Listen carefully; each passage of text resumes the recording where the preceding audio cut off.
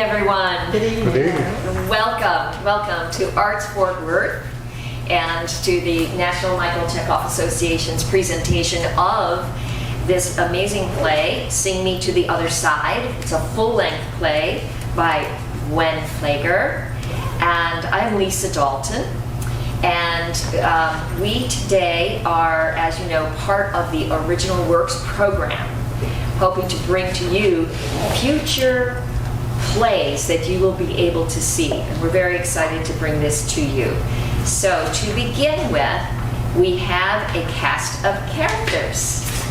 Good evening. I'm Nicole Hodges, and I'll be playing the role of Katie Stephens. She is in her late 30s. She is a registered nurse at a local hospital. She is madly in love with Irma Lee. She is even-tempered, practical, and she is Lorean's daughter. This is the hospital emergency room. It is cold. It is sterile. My name is Mary Brewer. I'll be playing Mary Jean Williams, early 40s, Southern homemaker, unhappily married to a local banker, a warrior, a mother of 2 grown children. I'm Lorean's oldest daughter, and this is my upper middle class home with traditional furnishings. I'm Lisa Dalton, playing Lorean Stephens. I'm a white female, early 60s, widow, mother of 4 adult children, a witty, fun-loving woman, and a progressive social thinker. And I'm everywhere. I'm Natalie Gow, and I will be playing a white female, late 30s, a munitions plant worker, college-educated South Louisiana woman, wildly in love with Katie, opinionated and spirited. This is Katie and Irma Lee's house, a modest home with second-hand furnishings. That's my Irma Lee. Hey, I'm Joshua Sherman, and I'm going to be playing Buddy Stephens. I'm a white male, mid-30s, enforcement officer for Calhoun County Fish and Game Department, a tender-hearted man wrestling with the changing times, and I'm Lorean's only son. And currently, I'm patrolling the rural Alabama's roadside. I am Dan Johnston. I play Dean Harris. Use your imagination.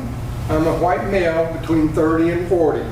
An Alabama segregationist, and I'm frequently intoxicated. And I am sitting here in Poochie's Ice House, small off-road ice house in Alabama. I am Tony Bates, and I am playing the black guy. I'm playing Joe Carpenter. Black male, 50s to 60s. He is a retired serviceman and old friend and confidant of Lorean's family. And I am also in Poochie's. The place is Bynum, Alabama. The time is Saturday, May 13th, 1961. And Sunday, May 14th, 1961, Mother's Day.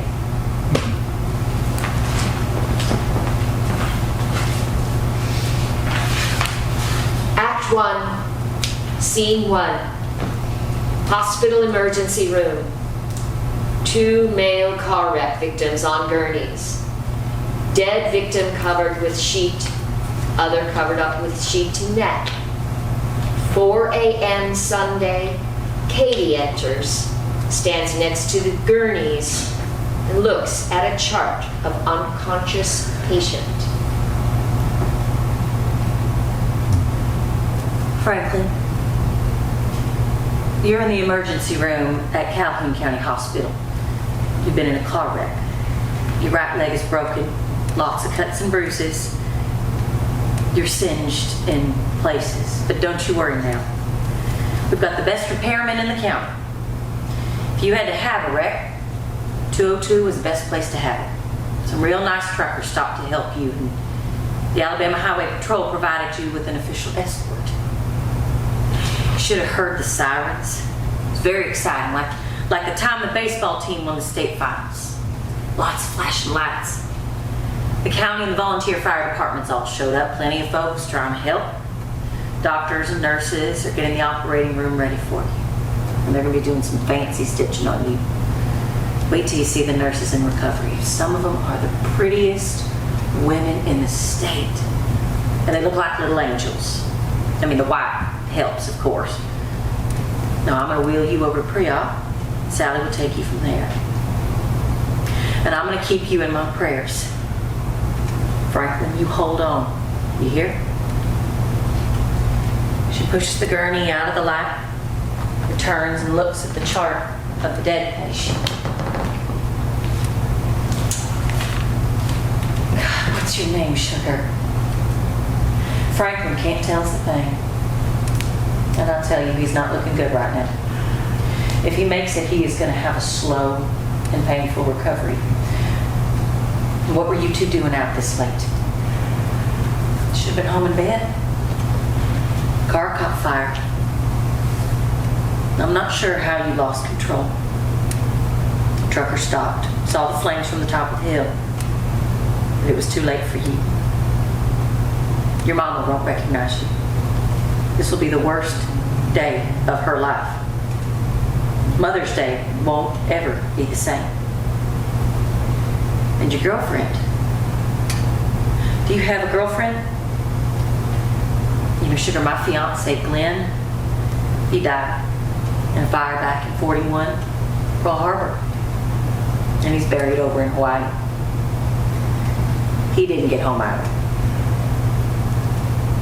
My daddy taught me to make a fire when I was a little girl. I loved roasting weenies and marshmallows over our backyard fires. But I don't roast marshmallows much anymore. And I need to take you down to where you can rest. Sweet dreams, sugar. End of scene. Act 1, Scene 2, Mary Jean's home, 8 a.m. Saturday. Mary Jean arranging flowers. Screen door slammed, pops like a gunshot. Larry! Don't slam the door! Did you hear me? I can slam doors too. I won't miss you either. Another celebration with you gone and me explaining while you're not home? I ought to move your chair. I don't know why I don't take the dining room table all the way down together. You don't eat here. The kids don't come home anymore. They hate you and me and what I've become. So tired of making excuses. Stay gone the whole weekend. Maybe I'll eat down at the cafeteria all by myself. What do you think the neighbors will think then? I'll pack my bags and slip away. Daddy always said to keep a little mad money around just in case. I have a $50 bill he gave me before I married you. It's not a lot, but I've hid it a little here and there. Okay. Larry is in his car pulling out of the driveway. Your husband is long past listening to you this morning. Mama, I didn't hear you. Oh, sweet girl, you look tired. I'm doing the best I can. Larry says he'll pay for new makeup if that'll help how I look these days. Some nights I don't rest as well as others. I have trouble falling to sleep. Reading seems to help. Larry makes an awful racket when he comes in late. I don't ask where. Your grandma drank a cup of hot tea with a tablespoon of honey and a quarter cup of bourbon to help her sleep. She swore by it. I got a pint of wild turkey in the car you can have. If you don't want it, if you don't want Larry knowing you've got liquor in the house, you can slip it in your underwear drawer. Like, pretend you're an Episcopalian. Mama, I don't want to drink like Grandma. And maybe a sip this morning to clean out the cobwebs. I don't need a drink. You were talking to yourself this morning. If it were me, I'd take a drink. Got your demi-tasse coffee set in the car. My bridge club was most impressed. Cutest little cups and spoons. And I won high on Wednesday. I believe your china cups brought me luck. Keep them. We don't entertain anymore. Larry won't be here on Sunday. My own children won't be here either. No one wants to celebrate Mother's Day with me. The kids roll their eyes at me when they do come home. They act like I'm stupid. I haven't done anything wrong. Larry says we never should have let them go to college. Larry says they've been brainwashed by communists. Do y'all know any communists? I don't think so. Do you think we know any communists? I'm sure we probably do. Imagine they don't brag about it. Folks like to keep some matters private, even in Alabama. Do you really? Absolutely. I'll deal with the communists later. I don't have time today. I was so looking forward to Mother's Day this year. Everyone's sitting around my dining room table, drinking iced tea out of my crystal goblets. Oh, Mary Jean, it's just another day. Not sure who decided to have a holiday for mothers. I'll bet it started out as a good idea, but it seems that folks don't enjoy the day like they used to. Feeling like you have to buy flowers and candy. Being nice when you don't really want to. This might be the best Mother's Day you ever had. All you have to do is be a daughter. No pressure to be the best mother in town. I never wanted to be anybody's mother.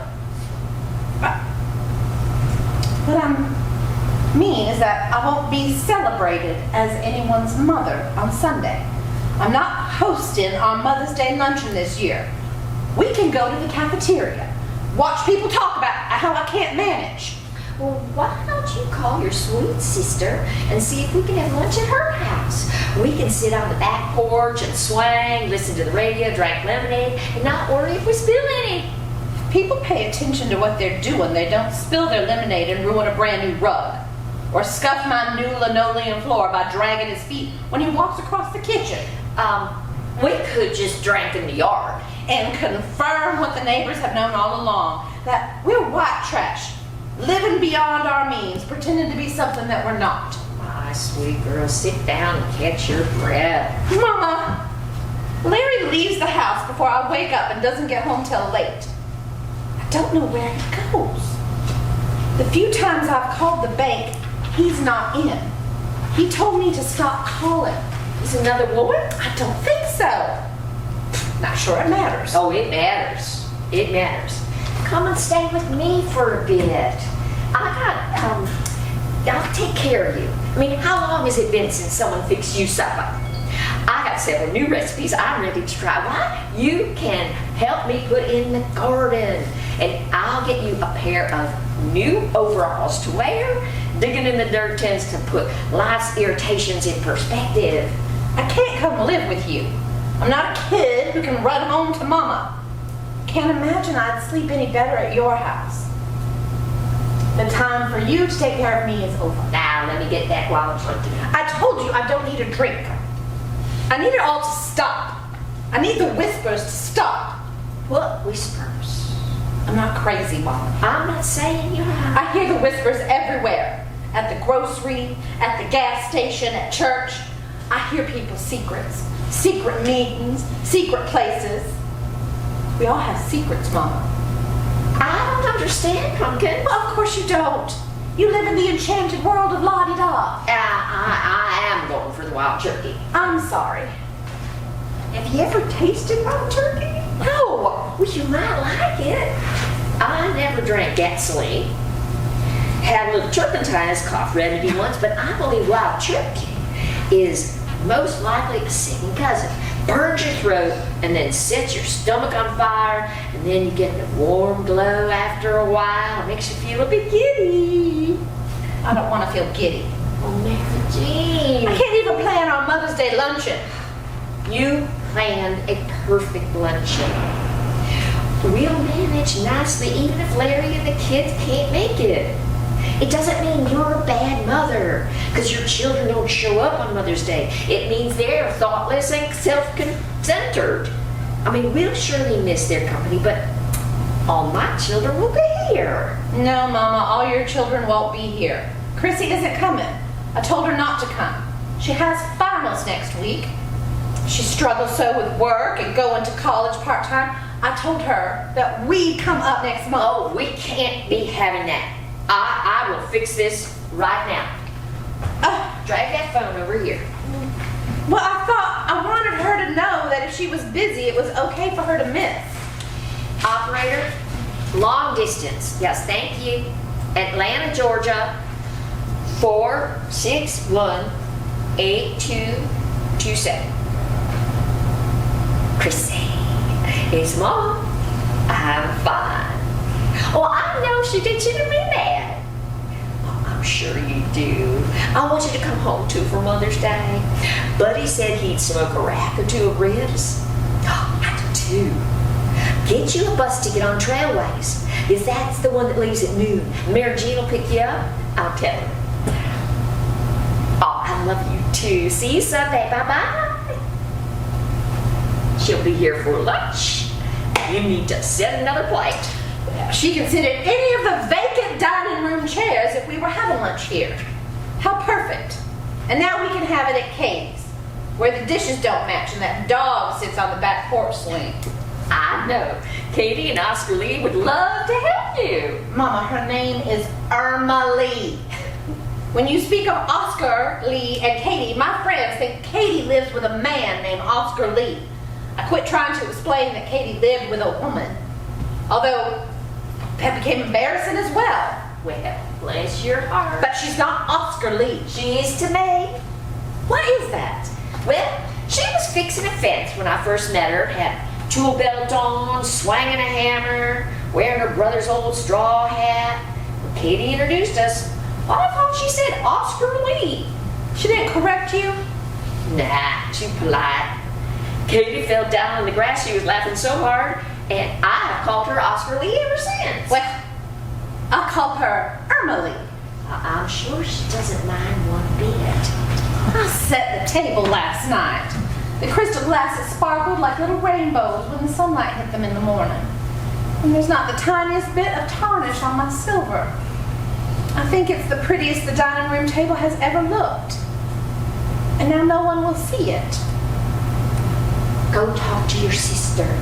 Drive over and visit with her. Take your dishes and silver if you like. Irma Lee is, well, different. Most people from Louisiana are different. I think she's exotic. She cooks the best seafood gumbo, and you can tell how good a cook she is because doesn't measure one ingredient. It's just all a pinch of this, a dash of that, and she does it all by taste. And oh my, get her to tell you stories about her grandma's fishing camp. I've never known anyone like her. She dresses like a man. Ever see her in a dress? Not that I recall. Maybe she don't have pretty legs. Wearing a dress may not be a flattering look for Oscar Lee. Katharine Hepburn wears trousers. I don't see anything wrong with that. Mama, it's not about the legs. Well, what is it about then, Mary Jean? Larry says they love each other. Of course they do. Like husband and wife. A natural. Larry said I should get Katie back to church. And no salvation for Oscar Lee? Well, Larry said her kind don't believe in God. Whatever her kind might be, Oscar Lee is gentle and loving to your sister. She's never raised her voice or said one unkind word to Katie. I believe God thinks that's important. And I never see any bruises on Katie's arms or any marks on her legs. Have you? No. You know what I think is unnatural? What's ungodly? A man who beats his wife. A man like your husband. Larry never beat. Oh, grabbed you a little too tight in the heat of passion? Guess you were standing too close when he took his breeches off and his belt just accidentally hit your legs when it pulled out of the belt loops. Mama, please. Oh, the beatings will never stop, Mary Jean. Larry's mama run off before she was beat to death. The Williams men kick and slap at what gets in their way. I don't get in Larry's way. He loves me. Your sister loves you. Go spend some time with her. Plan the lunch together. Like you did when you were little girls. Pick up some donuts. Oscar Lee always has a pot of coffee on the stove. She won't turn down a donut. How many donuts? And a scene.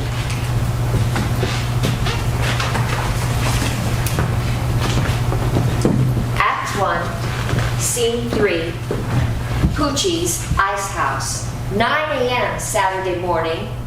Dean and Irma Lee sitting at the bar. Lordy, I do love a cold beer after the shift whistle blows. A little tipsy. Let me buy you a real drink. Never tried mezcal? Not at 9 o'clock in the morning.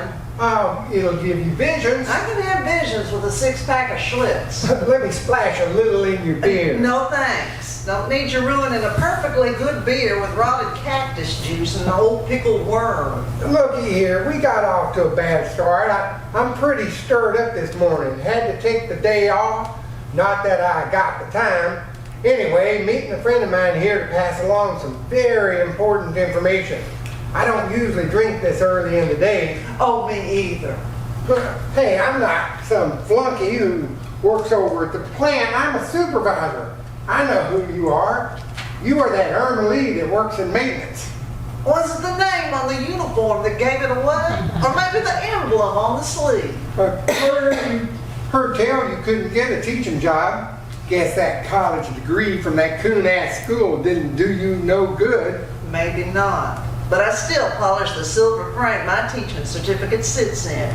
It sure brightens up the room. I might could put a good word in for you, get you out of maintenance, do you a favor. Then you could do me a favor. I don't do favors. Ask around. Well, I heard as much. Thought I'd try. I'll tell you a little secret. Best not, I'm no good at keeping secrets. There's buses coming to town. Real special buses. We've been watching those buses. There's been secret telephone calls from Birmingham telling us where those buses and where they're headed. The surprise ain't gonna be on us. I was asked if I wanted to ride on one of those buses. Pretend I was a rider. I couldn't get off work, so they got another fella. But I'm on the welcoming committee. I cleaned my guns, loaded up on ammo. I'm ready with firepower, you know. My Aunt Fern has a 22 she keeps in her living room. Shows it off along with her fancy glass candy dish. Hides an extra box of shells in her jewelry box. Dean belligerent. I ain't talking about something you shoot rabbits with. Talking about machine guns and dynamite. Dean, there's explosives at the munitions plant that trouble me more. Got a bunch of careless men smoking where they shouldn't. Someone's gonna catch his shirt tail on fire one of these days and burn his you-know-what right off. Then you can splash water out of them out of your wash bucket. You're just an old white woman that cleans with the colors. Reckon you can get used to smelling like pine on pine. Your girlfriend like that fragrance? Guess your kind is lucky to get work anywhere. It pays my bills. As much as I would love to sit here and visit, I've got errands to run. Need to pick up a Mother's Day gift over to the green stamp store in Anniston. Well, don't be long in Anniston today. You might be mistook for a troublemaker. The boys in town got plans for those troublemakers coming from Atlanta. We all got plans for troublemakers, homegrown or otherwise. I'm talking about a busload of communist agitators riding into town. Bunch of damn Yankees. I don't believe they're planning on moving here, just passing through. Although it would be nice to have some new faces in town. I think it's been looking a little pale these days. I'm all for more color, like springtime. Well, I ain't sitting next to colors while I eat lunch. I get to decide who I eat with in Alabama, not like those jackasses in South Carolina. Aren't we lucky Anniston doesn't have a department store with a lunch counter? Looks like everyone can eat in peace. You a communist? Why, yes I am. Bynum Local 29. I'm head of membership. In fact, we are having a membership drive this weekend. I would be happy to fill out an application for you. What the hell with you? Looks to me like you are ready to fall over. Mind your business. As soon as I finish up this bottle, I'm leaving. Why don't I drive you home? You think you can drive better than me? I'm stumbling. Caught my key. I think I can stand better than you. I'm going turkey hunting, meeting your girlfriend's brother. Got a cooler in the back of my truck. Beer all iced down. Morning, Norma Lee. I hardly recognize you with your work hat off. Now that's a compliment. Ugliest hat made. Lord, it is. Even your wife doesn't look good in it. And Lily looks good in anything. Is Poochie here? Out back, stocking the cooler. Hey, boy, what are you doing here? Come to haul off Poochie's trash. This here is a private club. You better come in the colored You entrance. nitwit, there is only one door. No one's talking to you. You are. Where's my damn keys? Maybe you left them in your truck. Oh Lord, it'd be a shame if someone stole your truck. You might want to go look. Oh, I just paid that truck off and Daddy's shotgun is in the back. Emily, you be careful around Bynum. He's all talk and drunk talk at that. Dean's got a title now with the White Council of Calhoun County, a card-carrying member with benefits, if you know what I mean. I get it. Little spook won't be a big spook. I'm surprised I can still find white sheets at the Five and Dime. Be easy. He comes hair-triggered, drunk or sober. Women like you worry him. Be careful he doesn't decide you need fixing. I'll be careful. I know you watch out for me and Katie. I'm grateful you and Lily live down the road from us. Don't you worry. I'd come get you if I needed you. Morning, Mr. Joe. Morning, buddy. You look mighty old-fashioned. Well, thank you. I'm supposed to meet Dean. Oh, I see you standing over there. Good morning to you too. Is this an official visit with Dean? We're going fishing. Don't suppose you've seen him? He's stumbling out around back. He's looking for his keys. Dean thinks you all are hunting turkeys. It must be a mighty special rod and reel to catch a low-flying turkey. It isn't turkey season. Not that it matters to Dean.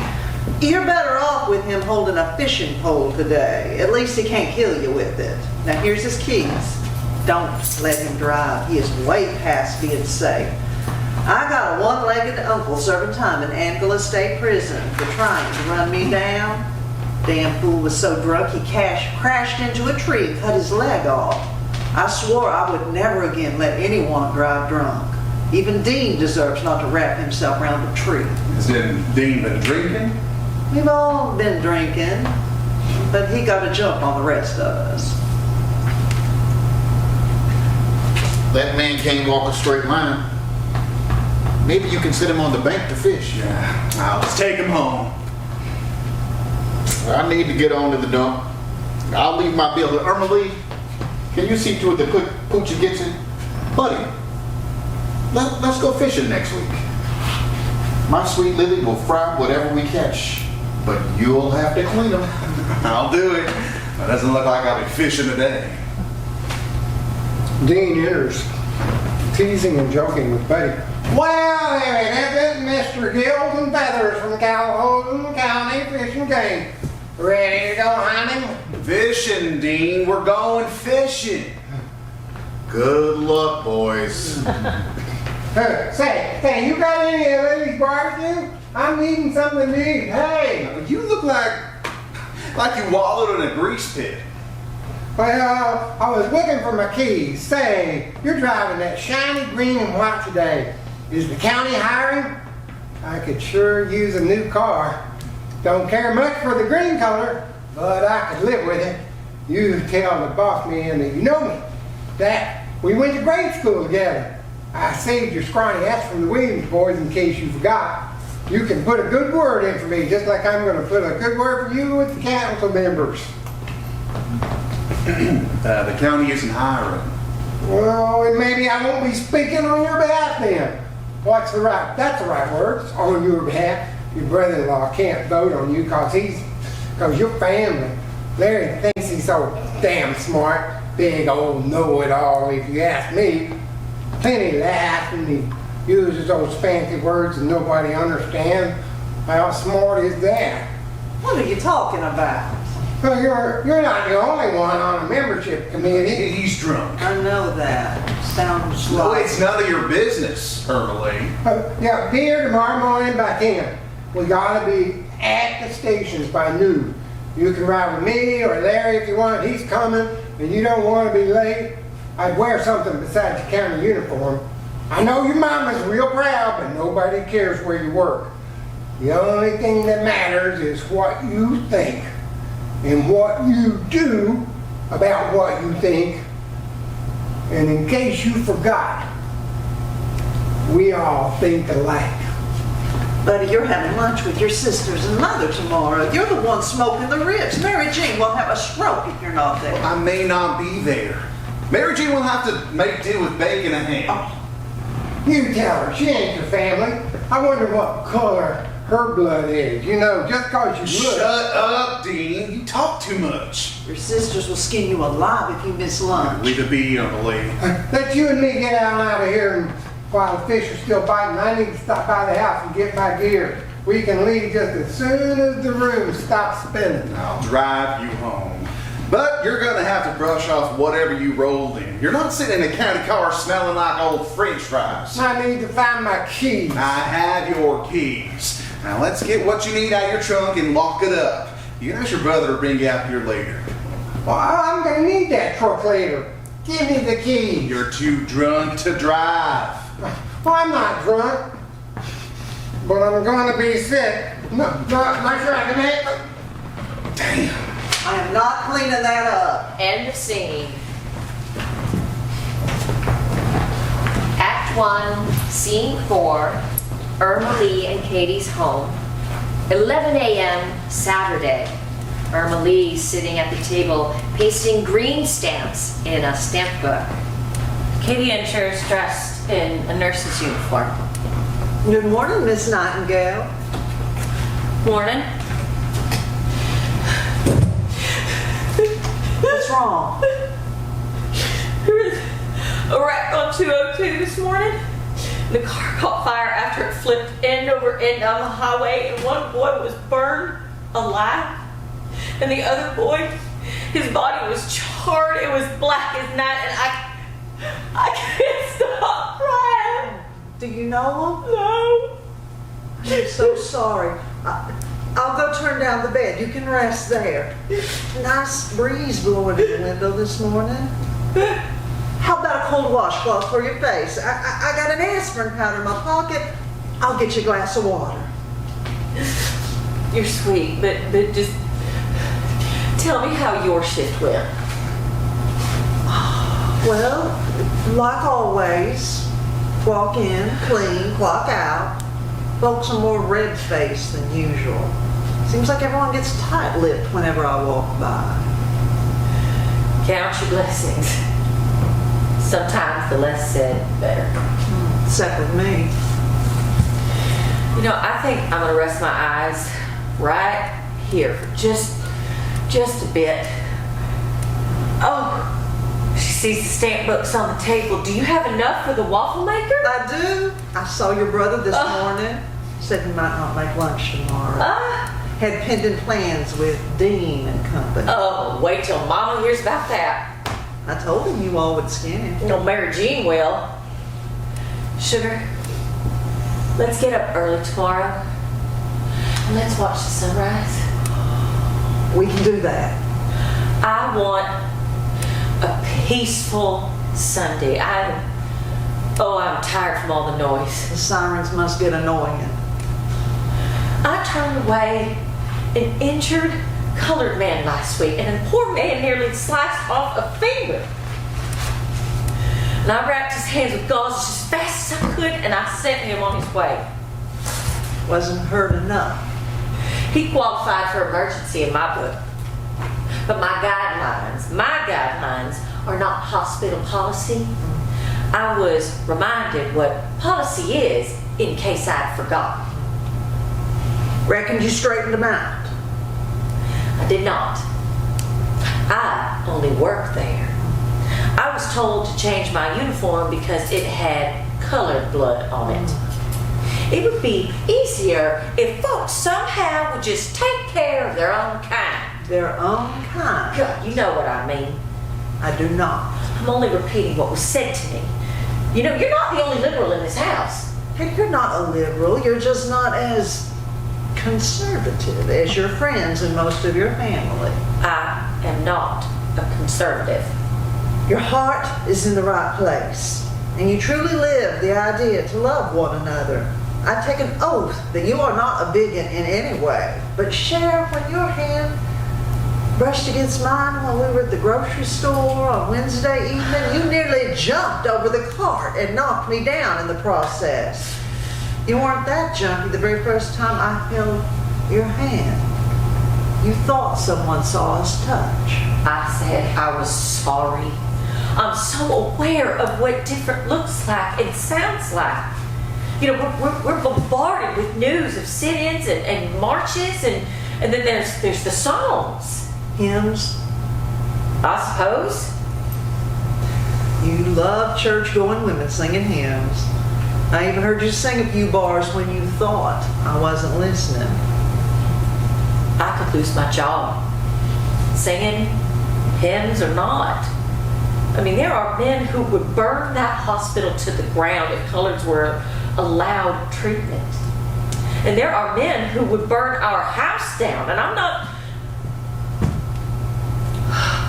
not going to argue with you this morning. I don't have it in me. But I can hug your neck. And I can thank you for putting up with me and my family. I know it wasn't anything you planned for. It was love at first sight for me. I saw a stranger across a crowded room, and somehow I knew I'd found my true love. Oh Lordy, I love the music to South Pacific. I wish I sang better, but I can outcome all of our friends. Sugar, you can hum to me anytime. I never guessed when we first met that you loved music. But I do so love that about you. I'm sure glad. Thank goodness you needed help wrestling with those oysters. And weren't the tequila shots fun? Ooh. Bourbon Street has not been the same. Now my plan is to throw back one of your headache powders, chase it with a half a cup of coffee, call it a day. And then I'll take you up on your offer to turn the bed down. Emily strokes Katie's hair, opens up Katie's purse and gets a hairbrush, lays Katie's head against her chest and brushes her hair. You felt so safe that night. Close your eyes. Emily, I do love you. I know. Hold still for just a bit. Kisses her forehead. That Presley boy has a new song out. Heard it? No, is it pretty? I think so. Are you lonesome tonight? No plans to be lonesome? Do you miss me tonight? Why no? Are you sorry we drifted apart? What? Does your memory stray? Come in. Sugar, please go get the door. I'll get the door and the moon if it makes you happy. Just the door for now. Mary Jean enters carrying a box of donuts. Morning. Mom said to bring donuts. Oh, God bless you. A dozen blaze. If I'm interrupting. No. Emily was just going to turn the bed down for me. Crack the bedroom window, let the cool breeze cool the room. I haven't been home too long. I work the night shift. I didn't mean to interrupt your Saturday routine. I'm sure you all want to follow your custom. I should go. I never should have come by without calling. You're fine. Please stay. It's been a good while since you come by. I know Katie has missed your company. Now we can have coffee and donuts. Besides, no heathen customs are practiced on Saturday. Reading of the chicken bones is on Monday, and that's only if we bake chicken for Sunday supper. Otherwise, I have to dry out the coffee grounds and sprinkle them. Sugar, you're scaring her. Mary Jane, please, come sit down. Well, if you say so. I've had the worst possible morning. My children aren't coming tomorrow. Larry informed me last night that he has a prior commitment and won't finish up until late Sunday night. The man doesn't know it's Mother's Day. Your husband Banks gives out calendars every Christmas. Don't you all get to keep one? Emily. Remember when we planned Mama's surprise birthday party? Yes. Remember how at the last minute we had to move the party because Larry found Rats in your attic. mice? We had mice. Yes. Well, Mama suggested that it's all too overwhelming. I'm sorry, I just don't think I can. We don't mind having. The table is about to fold up. How can you all eat on this? Does it always wiggle? Well, Irma Lee puts her elbows on the table and leans in when we eat. It's been on my fix-it list for quite a while. Now we'll have to find some matchbooks to label the table legs, but try to look in that coffee can in the kitchen sink. It's got all kinds of treasures in it. I'm not gonna get on the floor and wrestle with your wobbly table. Oh, come on. We used to play under the table as kids. We're not kids. We can't possibly eat on a table that moves. I'll call Mr. Joe. Surely he can fix your table. I'll not have my good iced tea glasses roll onto the floor tomorrow. Well, don't even have enough chairs. I'll see if he can bring my chairs over as well. Maybe we should just cancel the luncheon altogether. You'll be tired from work. I'm not working tonight. I worked a double last night and I swapped with Annie. I'm not scheduled till late Sunday evening. We can have lunch right here. I'll do what I can, and Mr. Joe will do what he can. It won't be the same, not at all what I planned. But we will be together. Emily hands a mug of coffee and a donut to Mary Jean. This'll make your ears ring. Dial the phone. Miss Lily, this is Mary Jean Williams. I'm fine, thank you. Is Mr. Joe there? Don't get him. You can give him a message. Will you ask him to go to my house and pick up 6 of my dining room chairs and bring them over to Katie's? Barbara is cleaning the house this morning and she can let him in. That's right. Please tell him to bring his tools to fix Katie's table. Thank you. Goodbye. Do you all have table linen? Got a clean white bed sheet you can use. Emily! Mama is picking up her linen tablecloth and napkins from the laundry this morning. I was going to put the tablecloth on my dining room table tomorrow. I suppose we could use it on this table. I have to fold it so it doesn't drag on the floor. Oh, unless you all have a leaf for this table? Misplaced the leaf years ago. I won't ask how you misplace a table leaf. I'll tell you another time. But first I need to call the cleaners and catch your mama before she leaves. I'll tell her to swing by here with the table decorations. She doesn't have any table decorations. Mary Jean, Emily is teasing. About the dog. You have that big dog. Digger. His name is Digger. Digger drools. And he smells like he's rolled in something that's, well, not fresh. Look, I can put him in his pen on Sunday, and we'll give him a bath. Emily has a special shampoo that she mixes up. She uses magic oils and secret herbs. Larry says she practices voodoo. That she brought oils and herbs from Louisiana. She does not practice voodoo. She mixes a little coconut oil and some crushed up, dried up lavender and a half-empty bottle of the Prel shampoo that we use. Digger smells like a new puppy once he's all dry. Dogs don't like me. Digger would like you. He's a sweet old bird dog. Lolo is on her way. Mary Jane, look, I've got some wings in the icebox. Let's you and I go out in the back. You can give Digger a couple of wings. No, It'll be I can't. Oh, Mary Jean, he won't buy. All dogs bite Emily. Except for Digger. I set out my silver and crystal to use. Ermelie can run by later and bring over whatever you want. Now, unless you want to use the lovely stemware Ermelie's been collecting from the filling station. I've got 9 matching iced tea glasses and 6 little juice glasses. They're real pretty. Not a chip in one of them. Well, that is real sweet of you to offer thank you. I would rather use mine if it's no trouble. No trouble. You know, we like to make it easy on everyone. But it's not easy on me. Larry made plans for Sunday without telling me. The phone hasn't stopped ringing all week. I spoke to the nicest man from Tuscaloosa. He was looking for Larry. Believe he said he was a tire salesman. Larry said to give his number to Buddy, that Buddy needed to return some of the phone calls for him. Larry said he didn't have time. I try my best to keep up with all the long distance calls. I think I've done all that Lara asked. Do you need a refill? Oh, yes, thank you. Yoo-hoo! Make yourself at home. What a fine woman you are. I do love you. Well, thank you, Oscar Lee. Mama, thank you for dropping off the tablecloth and napkins. I love that tablecloth. Reminds me of special times. You're welcome, Pumpkin. Did you bring me a present? I didn't, but I can run back out and pick you up something. Tell me what you like. Mama, Irma Lee doesn't need a present this morning because I'm the best gift that she's ever gotten. Well, of course you are. What's in the sack, Mama? Angel, I brought you a few new napkin rings.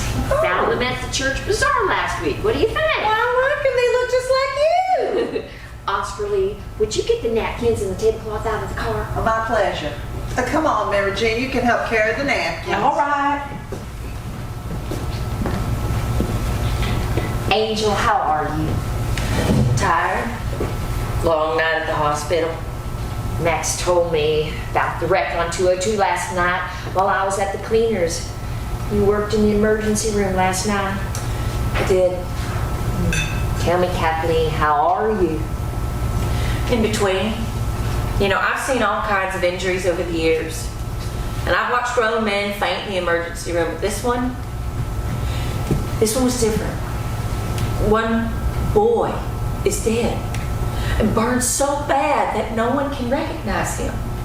And the other boy, my Lord, he was trapped in that car, gasping to breathe soot-filled air, watching as the flames consumed that car. And I mean, thank God the trucker stopped, and thank God they had extinguishers. He nearly burned to death. Mama, his skin was like roofing tar. It made me wonder what Glenn looked like. Oh, don't. How did you do it when Daddy died? Lots of coffee and lots of singing. I'm serious, Mama. I never looked at the grave. Rodell wasn't there. I felt so helpless watching you after Glenn died. You were so young, and yet no longer my little girl.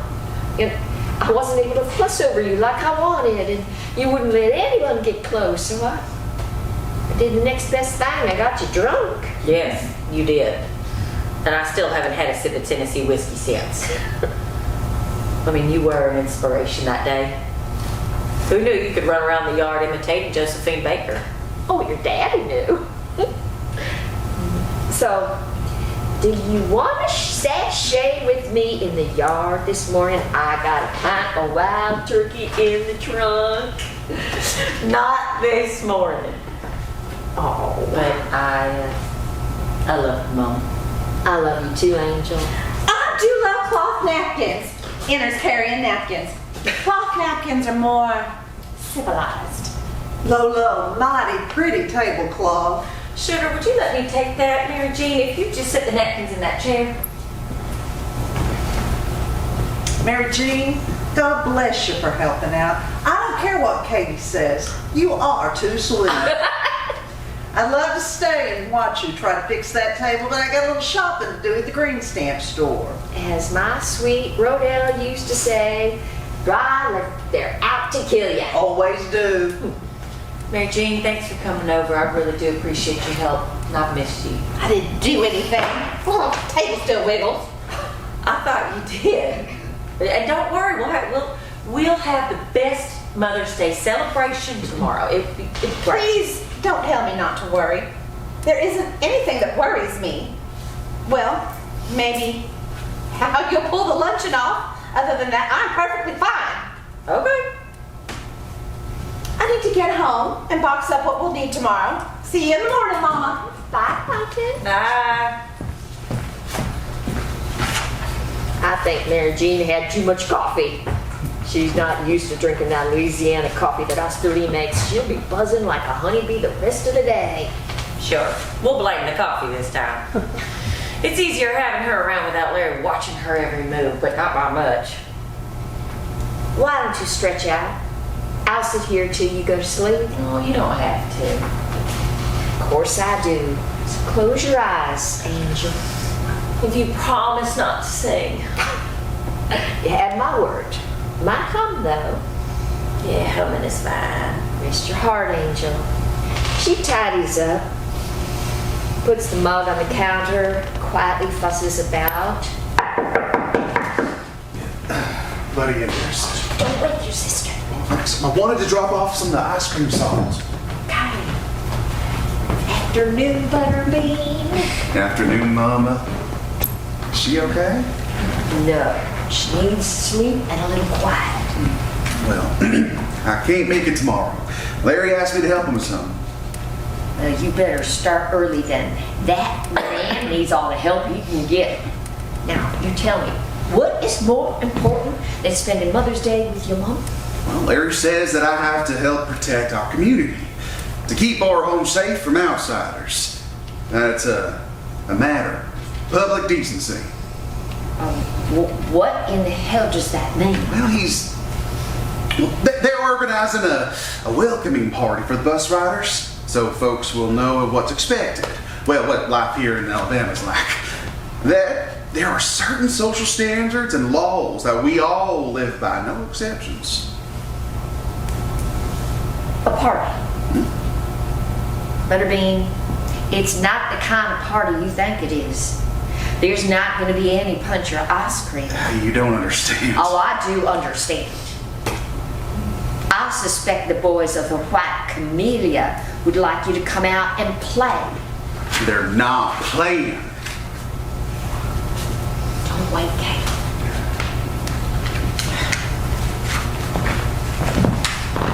You think your daddy wasn't asked to play? He never had time for such foolishness. He had families to support, kids to raise, neighbors to look out for, and go with me to every bingo every now and then. I expect you to spend tomorrow with me, not gallivanting off with a pack of no accounts. But Larry I said... don't care what Larry says, or does, for that matter. I care about you. Well, I need to stand with Larry and the other members of the council. I'm supposed to protect you and Katie and... And you need to be sitting next to me at the kitchen table with your family. You can help Larry another day. Well, I'm tired of being made fun of. Not joining the council is what... Well, it's frowned upon. People watch what I do. Watch where I go. It feels like I'm being followed some days. Mama, if I don't get invited out much. When you're the last white man in this county who doesn't... Let me ease your mind. You aren't 100% white. What? You got about 1/16 Cherokee in you. Indian. We're Indian? Yes, we are. Your great-grandmother on your daddy's side, and that should ease your mind. You don't qualify. No, I don't think it matters. The Indian, that's okay. Are you sure? May not matter today with that council. But what about next month? Next year? And what if they decide that you're a mongrel? I don't know. Do you feel different now? I don't know. It's not easy not knowing what to do. It was never easy, buddy. I'll get it. Oh, sorry if I woke you. No, it's all right.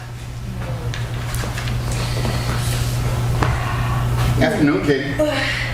Got Mary Jean's chair from the truck. Oh, She said I should come by and take a look at your kitchen table. yes, thank you for coming over. Afternoon, Joe.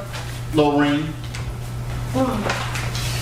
Buddy, why don't you get the chairs out of the truck and then you can set them on the porch and we'll let Mary Jean just arrange them when she gets here tomorrow. Glad to help. I'm coming with you.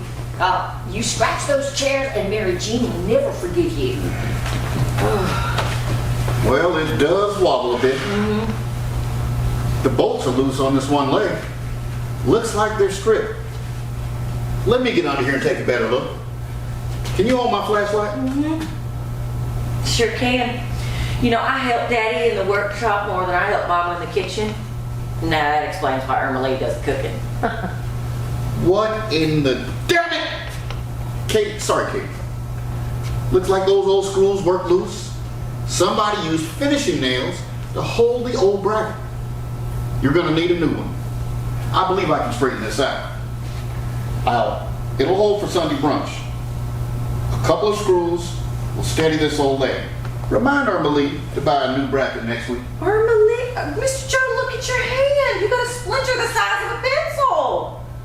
I got a hanky I can wrap around it. No, she gets the first aid kit. No. Give me your hand, please. Please. Now, Daddy let me bandage his cuts and scrapes long before I had a license. Now, hold still. You know, I stuck a nail in my heel when I was little. Daddy had me put my foot in a bucket of kerosene. He told me it would keep my feet from getting sore. And it worked.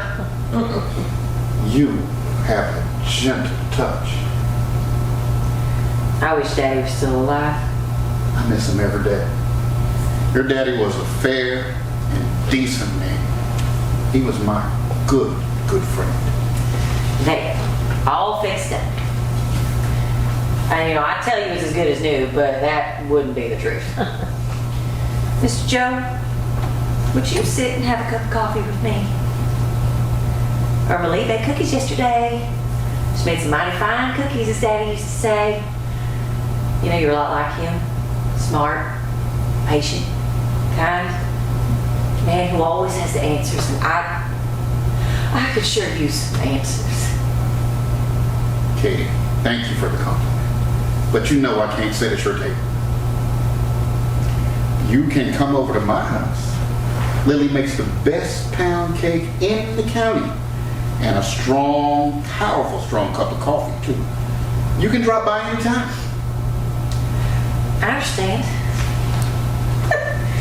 Daddy could make Mary Jean giggle. He'd whisper something silly like in her ear. And I think Daddy was the only man who made Mary Jean ever feel loved. He was the only one that she would listen to.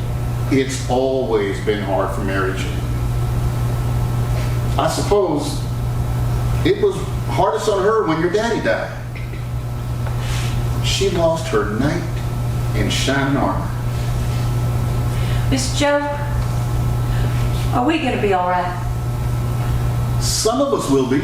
Others, I'm not so sure. But come by next week. Bring Lorean and her wild turkey.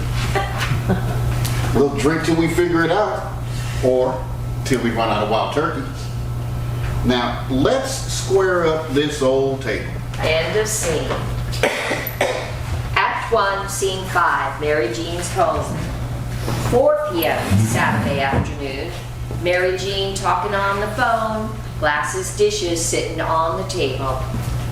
I'm only repeating what I heard. No, I told him you were out. He didn't sound mad. I gave you the number. Yes, I'm sure. Larry, please. I brought a box of rags. Oh, it's Irma Lee. She's come to help me pack. Yes, I understand. We're having lunch at Katie's. I thought if you needed to use the house tomorrow, then... Of course, you're right. I didn't think. No, I won't wait up. Larry... To wrap up your glassware, Rags? they're clean. These rags were once delicate articles of clothing before they became rags. I collected some pretty jelly jars over the years. They make nice iced tea glasses. These look like the ones at the stamp store. Well, these are not the kind of glasses you get with trading stamps. Larry bought me these goblets when we went to Atlanta for our anniversary. We've never used them. They've sat in the china cabinet for years, all pretty to look at and no good to anyone. I'd use your goblets every chance I got. Makes a body feel real special drinking out of glasses that have a ring to them. Well, why don't we just let your dog drink out of them? He might feel special too. And take my extra set of china plates. Use them as dog bowls. That way, you all would have some glassware that matched. I'm all for it, but Katie doesn't like diggers showing off in front of the neighbor's dogs. Well, let's chip a few so we'll all feel better. Picks up a plate to break. Oh, Mary Jean, stop! Let's pack up what you want to use tomorrow. Well, no one's ever here to use it. We spent a fortune on it. I don't eat on it. Lola will be thrilled to be sipping out of your goblets tomorrow. Her name is Lorean Stephens. You should know that by now. Why do you call her Lolo? I know a stripper in New Orleans called Lolo. Well, Mother doesn't look like a stripper. Not fully dressed. I believe that is disrespectful. I don't mean it to be. Leslie was billed as Lolo the party girl. She was the party. Loved laughing at life more than anybody I know. It seemed natural to call your mama Lolo. And what do you call your mother? I don't. Is she still alive? She is. My mother, well, my brother and I thought the good Lord would have taken her long before now. You all didn't get along? We did not. I was a huge disappointment. Well, I can't believe anyone would find you disappointing. Me either. Emily, What? I hear tell that you have a membership down at Poochie's, that you frequent his establishment. I do. Do you ever see Larry there? Every now and then. Is there ever, is he alone? Not always. Is he with, well, is she young and pretty? Mary Jean, I've never seen him with a she. Larry usually sits with some from the men from down at the plant. Have you ever even been in Poochie's? Oh my, no. It wouldn't be decent to be seen at a saloon. It is not so much of a saloon. It's more like a beer joint with some sandwiches. If you change your mind, I would love to take you. I don't think so. Poochie makes a good pimento cheese sandwich. Throw in a bag of Fritos and you think you were eating at the junior league. Besides, it would improve the quality of the clientele if you were to show up. How about next week? I couldn't. Mark Wednesday down. That is pimento cheese day. Is Larry there on Wednesdays? Sometimes. It would upset Larry if he saw me there. Larry says no self-respecting woman would go to Poochie's. Now, I'm not saying that you aren't self-respecting, only that... But what a surprise you'd be. I don't want to cause any trouble. Larry has enough to worry about without me surprising him. It's none of my business. But you look like Digger when I got in. You are not comparing me to that scrawny dog who sleeps on your porch. I found Digger roaming around an old flea market off of 433. He looked like one of those stick figure dogs I drew as a kid. Fleas all over him, real sick. But more than that, he was scared. It took lots of holding him close to take away his hurt. I'd hold Digger, and Katie'd hold me holding Digger. Anybody would wrap their arms around you when you're feeling scared? Well, we should finish up. You must have plenty to do at your house before tomorrow. Don't let me keep you from your chores. I don't need to be home anytime soon. Oh, it all looks so pretty. Very pretty. I'd cut cornbread with that knife, and I would serve ice cream in those big glasses. Oh, you should too. You use them until they wear out. Armalie, what would I use then? You get more. You only use delicate china and crystal on special occasions. I have had some pretty special times eating on paper plates. Yes, ma'am, I surely have. Well, I don't doubt it. Now, I know how to better gauge the importance of a day. Now, you're making fun. A little. It's fine. I know I don't matter to you. You do matter to me. I can't imagine why. We aren't the least bit alike. Katie loves you, and you are her older sister. Well, that's no reason for me to matter to you. I love your sister. Well, everyone loves Katie. She was the most popular girl in school. Head cheerleader in high school, I believe she sang in the college choir. She and I both sang in the church as girls. She doesn't sing in church anymore. I moved from my home in Opelousas to be with Katie. I would do anything to make her happy and to make her feel safe. I would even wear a dress for Katie. I don't believe for 1 minute it would make her happy or it would make her feel safe, but it would make her laugh. And if that's what she needed by God, I would do it. Well, I would do it. Katie is the love of my life. Katie was engaged to a man, you know, Glenn. His family still lives here. I saw his mother in Woolworths last week. She asked about Katie. I think she still misses her. I bet she does. I would. You don't stop loving all men because one dies. You don't shut off that part of yourself and take up with someone people wonder about. You don't become a queer overnight. No, you don't. And Mary Jean, it's never overnight.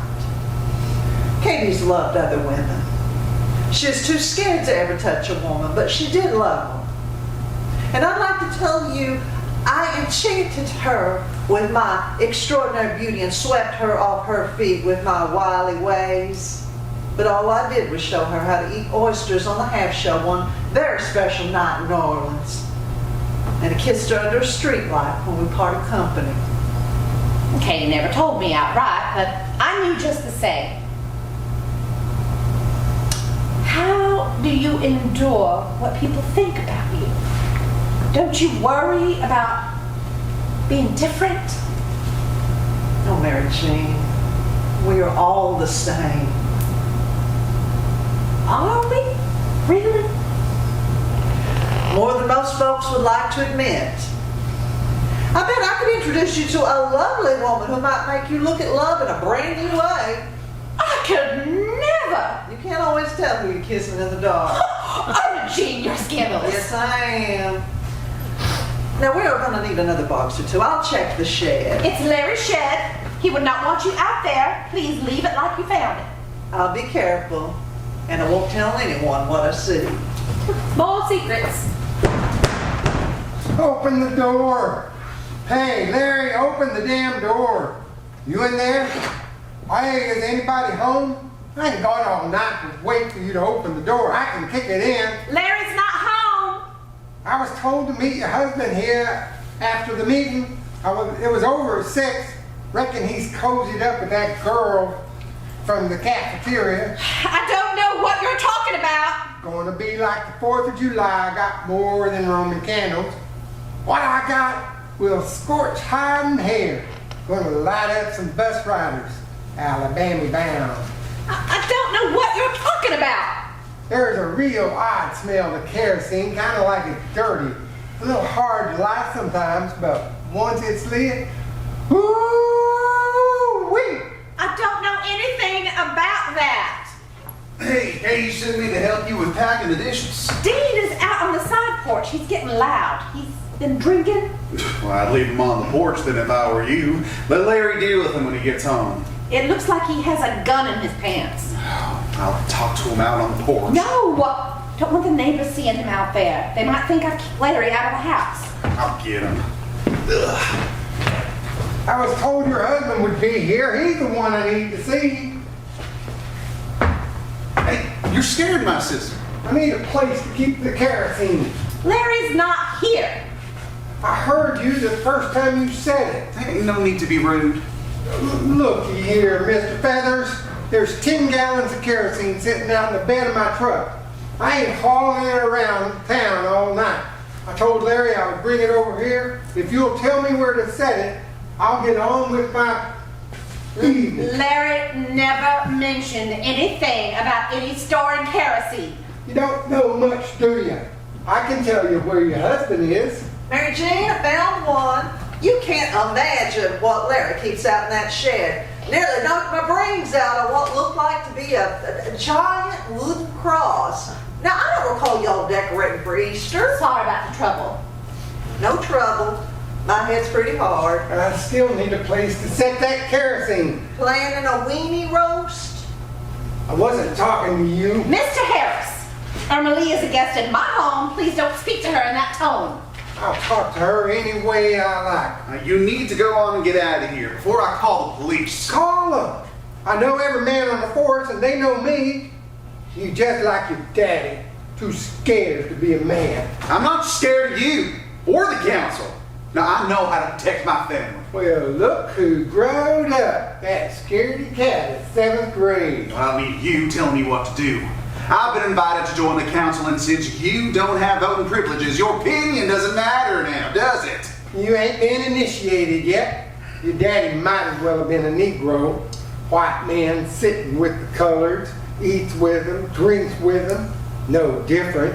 That's what I know. I don't really care what you think you know.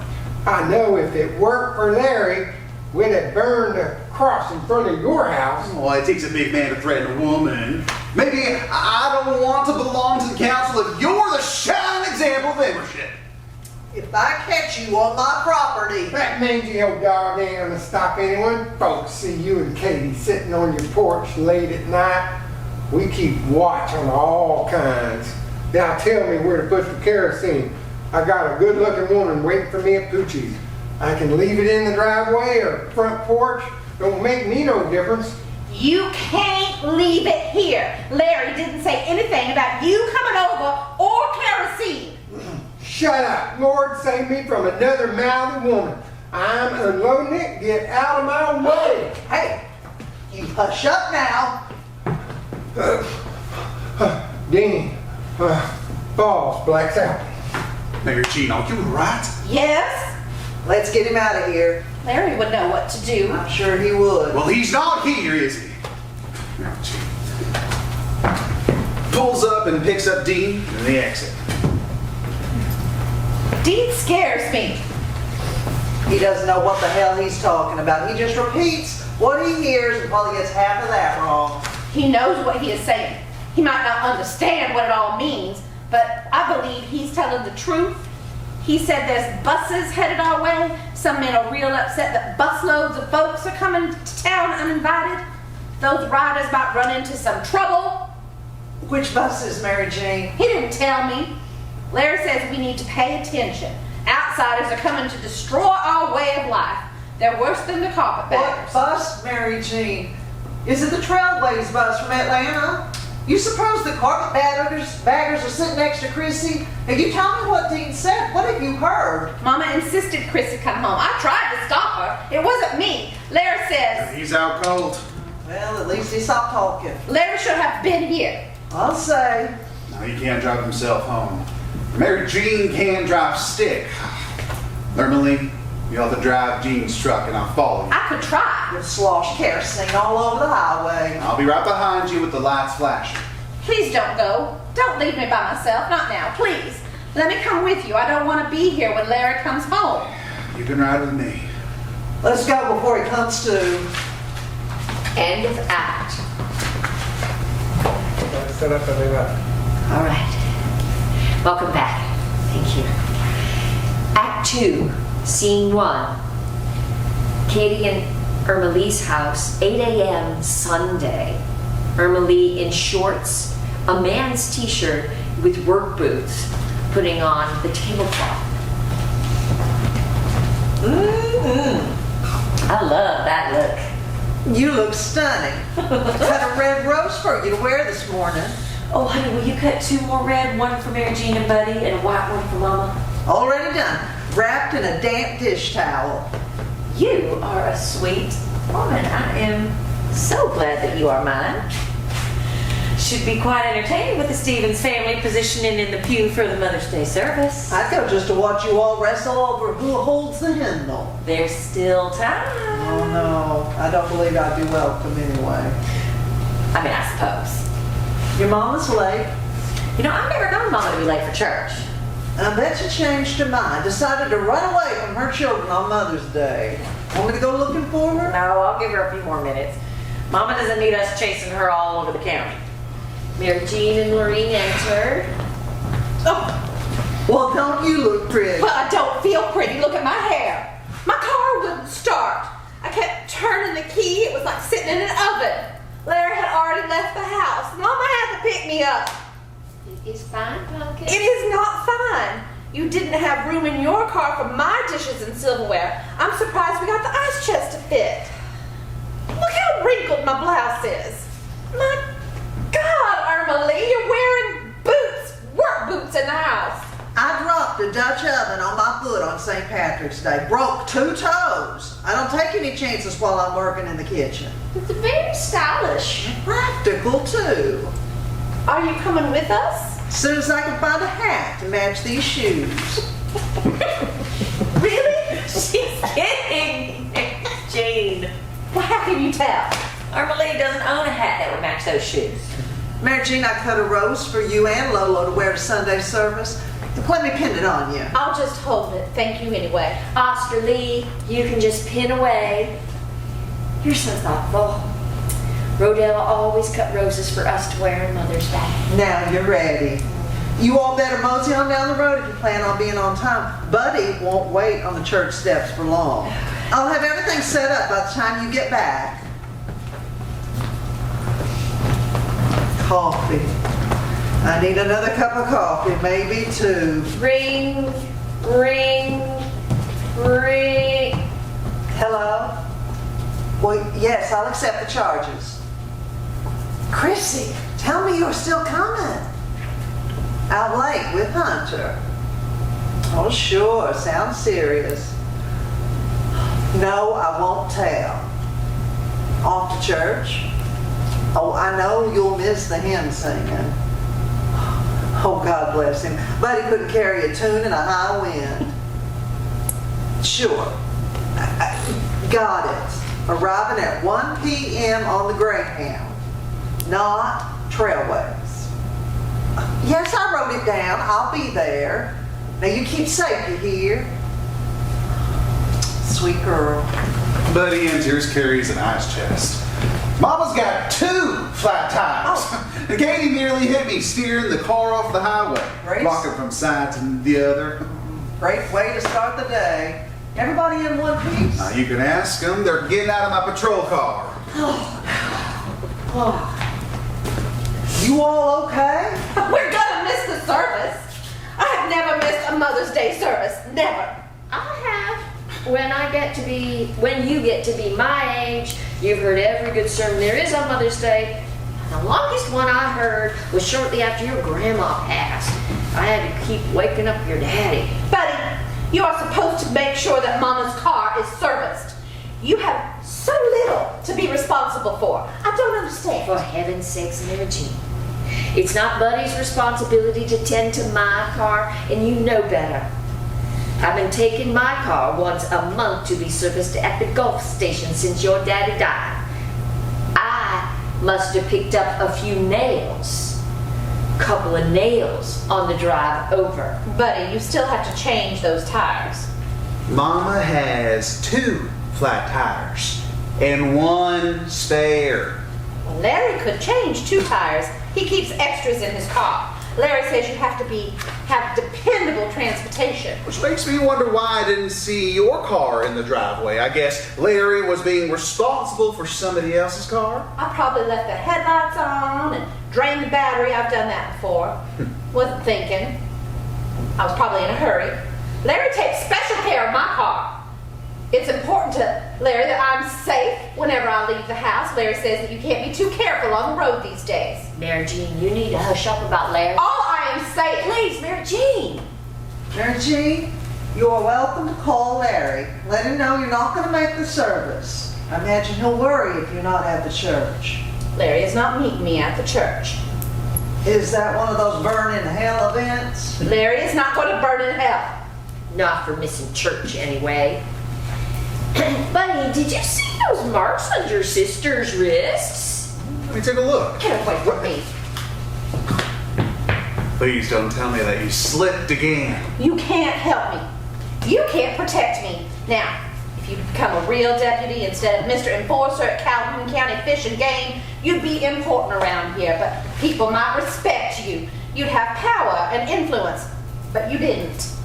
You just don't matter when it counts, little brother. Apologize to your brother, Mary Jean. The bruises, and you never said a word. I lost my footing when I was closing the shed door last night. Lucky for me that Larry was driving up and saw me just in time, too. He grabbed for my arm and actually kept me from falling any harder. I closed the shed door. I put the pin in the hasp. It must have slipped out later. I am so sorry. Don't feel sorry for me. I'm not the one who needs pity. Pity you all can't get along today.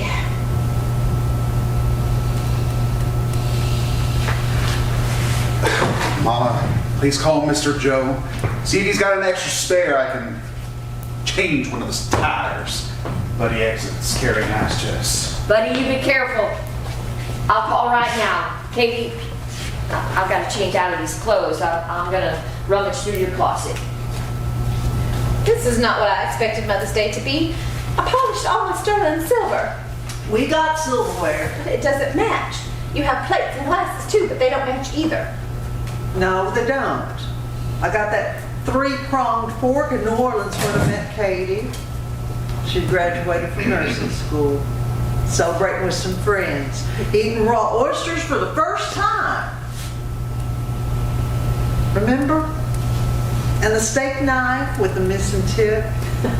You used it as a screwdriver when you tighten the hinge on the screen door. Got that little spoon on our trip to Memphis. Larry bought me a special carving board for my birthday one year. I had hoped to use it today. I got an old cutting block you can use. You can call it antique if it makes you feel better. It's not the same. Mary Jean. I wanted it all to be nice, to look nice. I don't care what we eat on. I don't care if it's chipped or bent or cracked. I don't care. We're not trying to identify a body that is visually unrecognizable or making burial arrangements. Lorean enters dressed in men's large overalls and a bright blouse. Joe's on his way. Oscar Lee, I borrowed a pair of your overalls. I like the loose fit and pockets. I could put a pint of wild turkey in one pocket. Hell, let's get this party started. Lolo, you'll be turning heads with that snappy ensemble. I'm ready to celebrate. Lolo, the party girl. I like the sound of that. Here's your gifts. Got a pocket knife if you need it. Katie uses a lot of tape. Oh, look here. A waffle iron. Thank you, Oscar Lee. Y'all come for brunch next Sunday. Oscar Lee, you're in charge of the maple syrup. I'll be there. And if the waffles don't work out, the shiny top can double as a mirror. Katie, Mary Jean, how wonderful. A picture of all my children. I will hang it in the kitchen. I can look at y'all while I wash the dishes. It was Chrissy's idea. Oh, Cold drinks are in the wash tub on the back porch. Cheese balls in the ice box. Mary Jean, let's try out the cheese ball. Oscar Lee's been talking about it for weeks. The dog, you said you'd put the dog up. He's not in his pen. Oh, wait till you see Digger play ball. Smartest dog I've ever seen. Come on. I don't like that dog. Well, I'll bet he'll like you. Digger don't bite. He just drools. It's like egg whites. He just wipes right off. I'll sit right here. Don't want to completely ruin my hair. I can tidy up before we pick Chrissy up. Katie, do you have any hairspray I can use? Chrissy called. She's taking an earlier bus. She gets in around 1. Which bus? Greyhound. Chrissy had a ticket on the Trailways bus. Not anymore. Lorean. Buddy's got the spare on. He's having quite a time with that other tire. Somebody must have tightened down those lug nuts real tight. Looks like you got a leak in your radiator too. We gotta put your car back in the yard. Buddy's gonna need some help. Count me in. I haven't irritated Buddy today. And Miss Allen's a fine opportunity. Joe, thanks for coming over on such short notice. How can we manage without you? Rodale told me to call me and Lily. And he did, yes, sir. I was off to put some flowers, some roses on Mama's grave. Never spent Mother's Day in the cemetery. Well, I know you missed her. And I'm sorry I didn't get to visit with you more and Lily at the funeral. I best go check on Buddy and Emily. Well, let me take that jacket for you. Thank you. I'm gonna hang this up so it doesn't get wrinkled. The choir master's wife makes a cheese ball. She uses port wine cheese in hers. It's not quite the size of Irma Lee's. She places dainty little crackers all around the platter. Irma Lee knows how to do big. You should see her flapjacks about the size of a hubcap. Not very ladylike. I know lots of ladies who eat flapjacks. Ladies eat crepes. How do you spell that? C-R-A. It's French, I know. Maybe Larry will be here in time for dessert. I won't be set in place. He's my husband. I was at the wedding. A real marriage has certain responsibilities, certain understood duties, vows are made. I don't see you much anymore, but I know you. You don't know me. You have no idea what my life is like. Raising children, caring for a husband, keeping myself presentable. It's not a pretend marriage, not like playing house as a kid. No one is playing house, and I'm not a kid. Mary Jean, I can't explain what happened when Glenn died. I was numb for a long time. And then relieved. I wasn't ready to be married. And the truth is, I didn't want to be. It's what was expected. It's what women do. We get married, we have children. You don't get to change the rules because you don't like them. It's not normal. Let's not argue. Have you heard Elvis's new song? There's a line. I don't listen to Elvis. I don't like Elvis. I don't care for rock and roll. There's a line about drifting apart, and that's what's happened to us. You know, we can change that. You and I, we made a good team. We're not a team anymore. No, I guess we're not. I wish you'd stop guessing, Katie. I don't think you understand anything anymore. Our way of life is in danger. Larry says... You're the one in danger. You don't know what you're talking about. I see it every Saturday night in the emergency room. Husbands get you drinking a little too much. The girlfriends get busy. Wives get pushy and a little less scared. Next thing you know, women get beat to hell and back by their husband or boyfriend. And I'm afraid that I'm going to see you in my emergency room on some Saturday night. You won't see me there. You ought to be worried about seeing Irma Lee or your other girlfriends in the emergency room. I finished setting the table. It's a bit early, but that's one less chore Chrissy will have to do after she gets here. Buddy, Joe, and Irma Lee enters. Joe's shirt is bloody on the back. Katie, come help us! Oh, my Lord, Mr. Joe! I suspect it's only a scratch. Let's see. It looks more than just a scratch. Good thing a Southern gentleman always wears an undershirt. Are you all right, Joe? I'll be fine. Mary Jean, if you're wondering where your husband is this morning, he and his damn friends were trying to kill us. Throwing beer bottles at 60 miles an hour. If Joe hadn't stepped in front of Buddy, we would be taking him to the hospital. Mr. Joe, I'm so sorry. Buddy, no need. You didn't throw that ball. But I could have. No, son. You couldn't. Katie, where's your first aid kit? Second shelf of the medicine cabinet. It wasn't Larry. Larry had a meeting this morning. 60 miles an hour is awfully fast to get a good look at someone. I'm sure you're mistaken. When fellas are screaming your name and calling you worse, you recognize them. Besides, I saw Larry and Dean grin real big as they passed. Maybe they were just having fun. That's not fun. Buddy enters and hands Katie the first aid kit. Katie, fix him up. I gotta go. Buddy, wait, please. Let him go. I was hoping he'd ride with us to pick Chrissy up. We can all ride in my car, Mom. There won't be enough room. I'll stay here. We can all squeeze in. It'll be like when we were all kids and Christy loved sitting between y'all. I'm not going to squeeze into your car so we can sit on top of each other. All of us don't need to be parading into the Greyhound Bus station to get Chrissy. I won't be missed one bit. Pumpkin, Chrissy is coming on the trailways. Chrissy called after you left. She's riding the big gray dog. Due in around 1. What a nice surprise. We can all visit a bit longer and enjoy each other's company. We are going to enjoy this day. Mama, Chrissy might not be able to get off the bus. I overheard Larry tell him that they plan to scare the riders on the Greyhound Bus. Scare? How, Mary Jean?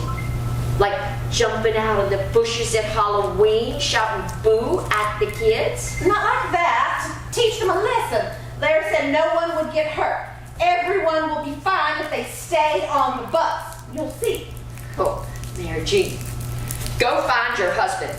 Oscar can drive you. You tell him I said stop whatever foolishness he and his hoodlums he runs with have planned for that bus. I am meeting that bus at the Greyhound station, and you tell him Chrissy is on that bus. I can't tell Larry. Your sister is on that bus. Coming home from Mother's Day. Now, you find Larry. I reckon I'll be on my way. Katie, thank you. You're a mighty fine nurse. Jojo, let me get your jacket. Get Miss Lily to look at your back and see that she is a much better nurse than I am. I'll do it, Lorean. Here you are. As always, I appreciate your help. Joe, watch out for Buddy. I'm worried he might be in somebody's crosshairs. I'll do it, Lorean. You keep safe. End of scene. End of scene. Act 2, Scene 2, Poochie's Ice House. Late Sunday morning, Dean drinking, picking up papers, bottles, cans, emptying ashtrays. Needing a little liquid courage. Lord, got plenty out down for later. You missed riding with Roger. He said he wasn't waiting one more minute. You didn't make a good impression if you don't show up on time. Guess your daddy didn't teach you that. Reckon he was teaching you to be too busy teaching you to be colorblind. Where's the rest of the council? They've already gone. You have to help me stop that attack on that bus. My baby sister is on that bus. You sure you don't want to be here? I bet you're gonna need one. I'm asking for your help. It ain't trash day, boy. Get on out of here. Well, I guess it's white trash day. You keep trash separate? Yes, sir, I do. Word on the street is the Klan gonna beat up some riders today. I don't know nothing about a Klan. Lily's niece is coming down from Baltimore. Pretty girl. Lily's sister's only child. I'm real partial to May. She has Lily's eyes. May's on that Greyhound bus arriving in Anniston at 1. Oh my God. Joe. Anybody call you old Black Joe like that, Tom? Not to my face. You must be mighty important. I reckon the big wizard wouldn't let just anybody throw cigarette butts and empty beer bottles after the big meeting. Well, I'm pretty important. They let me drive them to a special meeting. It's a good thing that you fellas can shuck and jive while changing a tire. Sorry I wasn't pitching my best this morning. Nobody told you what the plan is. You're no hungry. I know plenty, but I ain't helping you. You had your chance. Your smart-mouthed brother-in-law thought he would get in the good graces of Billy and Roger, telling them what a fine member you'd be. Imagine the son of Rodale Stephens joining the council. They thought it was a good idea, but I knew better. Nobody's telling you a thing. I reckon I could put you in the trash. I heard Miss Emily nearly pinched your head off last night. I bet a grown man could squeeze you till you squealed. And I got a decent whip for a man that size. I'll whip you, boy.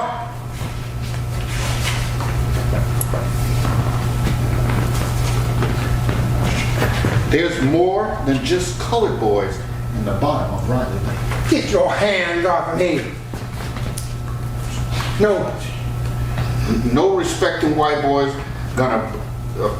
is going to brag to an old colored man bragging to beat up an old colored man. Ain't nobody gonna miss you. Hell, man, you've been known to go missing for days at a time. Finally showing up at some gal's house down in Georgia.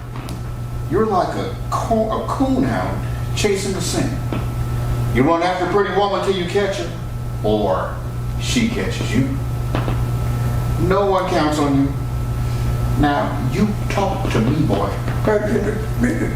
It don't matter if you know. You can't do nothing about it. Nobody's gonna help those folks on the bus. Hell, nobody's getting off that bus alive. Roger said the police have been told to sit back and watch what happens. They're not gonna stop any of the Alabama boys. The police are gonna, what's that word? Escort that bus out of town. My sister is on that bus. Guess this ain't her lucky day then. You know Chrissy. Dean, you got a sister. My sister's kids have gone to school with the coloreds in Arkansas. Federal government stepped in and said white schools weren't fair no more. Hell, everybody had a school to go to. Same subjects were taught, same books. Then some know-it-all in Washington decides that wasn't good enough. What's next? Colored sitting next to you at the picture show? My brother-in-law didn't do a damn thing. Didn't pull his kids out of school. Kept telling my sister that it would be okay.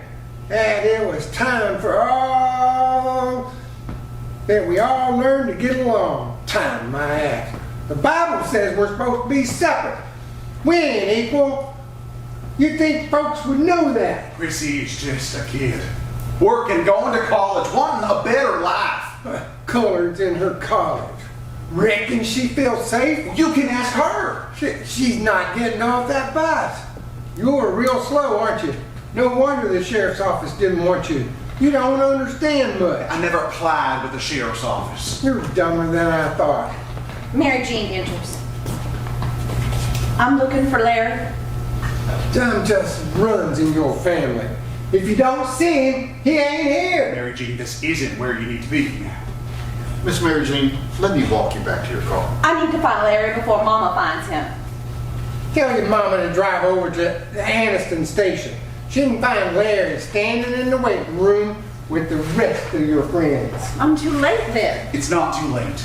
We can stop him. Call the highway patrol. That's a good idea. They can find Larry. He put a fancy radio in his truck like a walkie-talkie. The troopers can tell Larry that I'm all right. Tell him to do what's best to keep that bus from stopping. Have the police usher it out of town as long as those coloreds and Yankees stay on the bus. Take them to Mississippi. That's Larry talking. You don't mean that. Now, Chrissy and May are on that bus. Chrissy wasn't to come home this weekend. It was my job to make sure she stayed in Atlanta. Then Mama had to have her way. Chrissy was to ride the Trailways bus, not the Greyhound. I tried to keep her safe. But she's not safe. And neither is mine. I don't even know May. Lily's niece from Baltimore. You know our May. Well, that's too bad. Damn right. I'm tired of being ridiculed. I got a queer sister living with a woman who dresses like a man and a little brother who can't see how he's wasting his life and a mother. That's enough. Begging your pardon, Mr. Joe, but this is none of your business. My friends made fun of me because you and Daddy were friends. Some kids said that you and Daddy were brothers, which made me, Mr. Joe stepped in after Daddy died. None of Daddy's other friends even bothered with me. Now, we fished away a lot of my worries and troubles. I don't remember anyone making time for me. We made time for you. It wasn't enough. Larry was my only hope. And Daddy would never let you run off and marry Larry. I didn't have a choice. Mary Jean, Larry doesn't love you. Never did. I know men like him. He's mad as you trapped. He's going to make you pay for his misery. He's going to beat you till he kills you. Just like he's going to beat those bus riders. Larry wouldn't do that.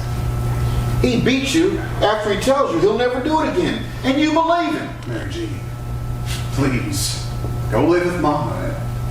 I'll help in any way that I can. I can't. As bad as it may be, I could not endure the shame of a failed marriage. Mary Jean, we're going to finish up here.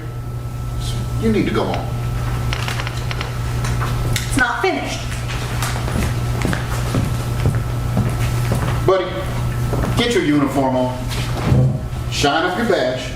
Brush off your hat. You'll look just like any other police officer in town. Nobody will be able to tell the difference. Find that bus. Run your lights and siren all the way. Don't let that bus get to Anniston. What about you? I'm gonna show Dean here where me and your daddy used to fish.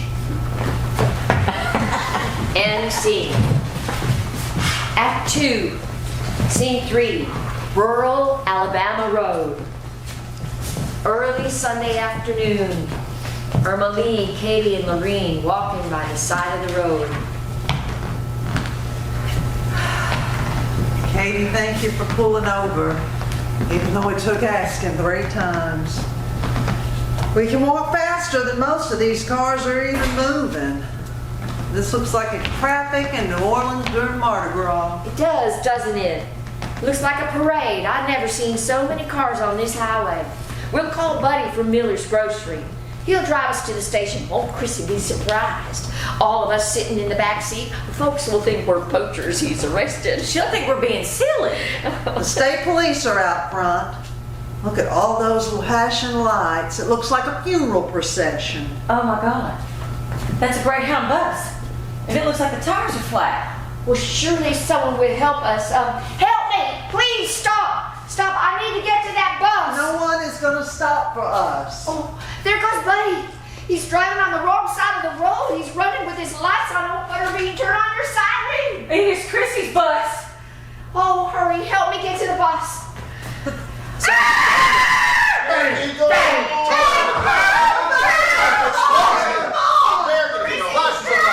Chrissy, Christine! Christine! Chrissy, get off the bus! Get off the bus! Christine, oh my God! You're gonna burn him out! Blackout.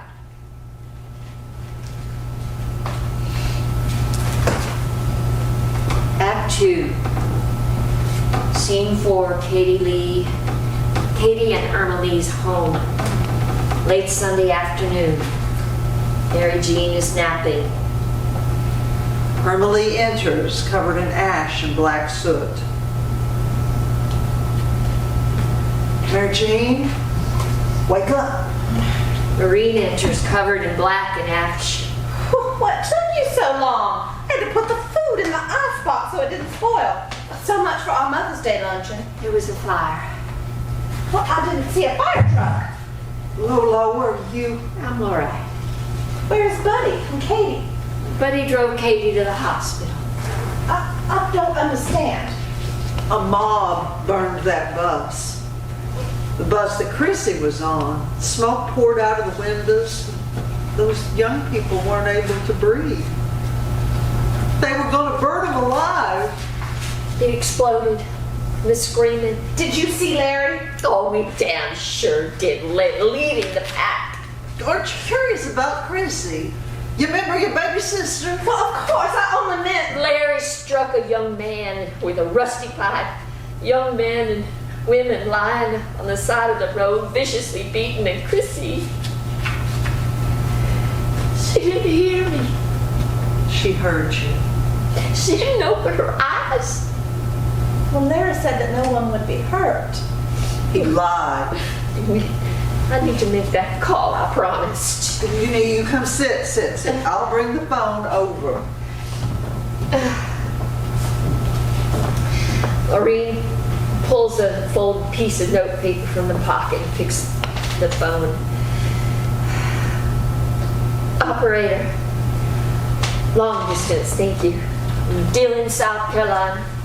Yes, 861-2954. Thank you. Hello? My name is Lorean Stephens. Is Mrs. Moultrie available? Thank you. Mrs. Moultrie. Now, I'm Lorean Stephens from Bynum, Alabama. Oh, no, ma'am, we never met, not formally. But my youngest daughter, Chrissy played with your daughter, May Francis, at Joe and Lily's when she was little. Yeah, that's the one who scared of stink bugs. Mm-hmm.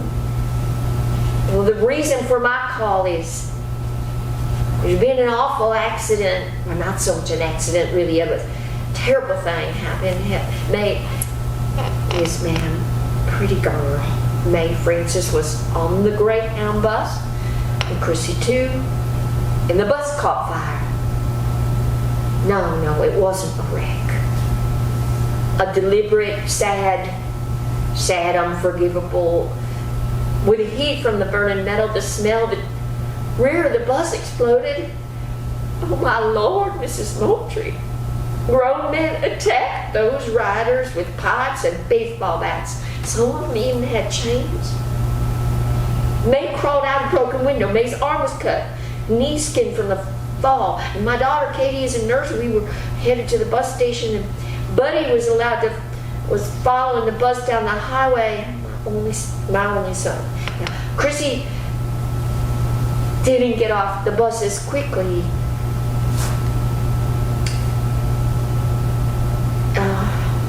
They had cut on her head, and Irma Lee pulled her off the bus. But Buddy put the girls in his patrol car. No.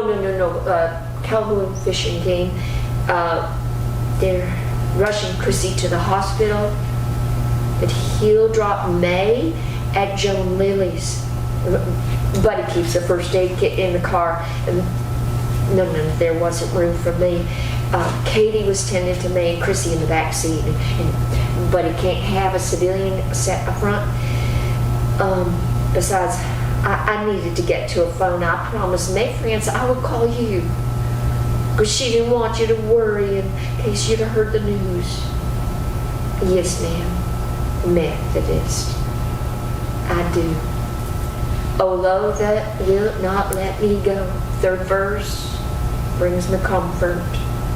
Well, I'd sing it for you, but I don't think I could get through it just this moment. When Mrs. Moultrie, May Francis, asked me to tell you she loves you and not to worry, and she'll call you from Joe and Lily's.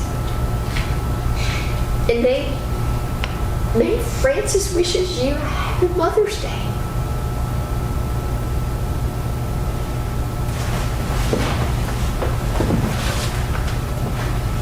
Are you happy now, Mama? We all did what you wanted. Chrissy rode the bus to be with you today. Buddy's off being Daddy's little man. Katie is dutifully caring for the sick.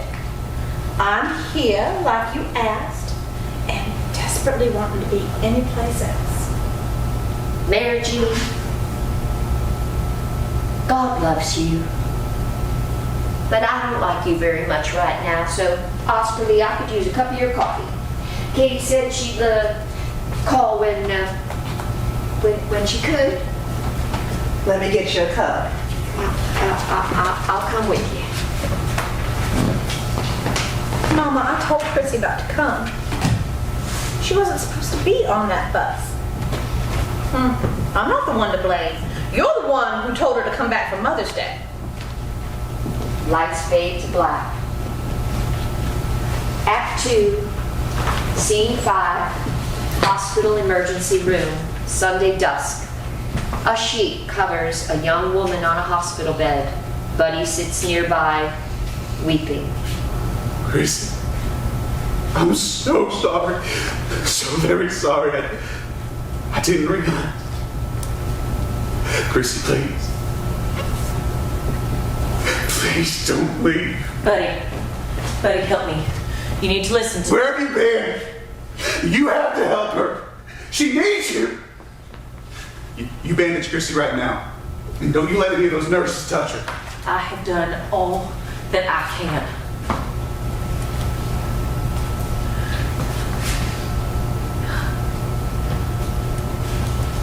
Chrissy, I've called Mama, and Irma Lee is driving her over. She'll be here directly.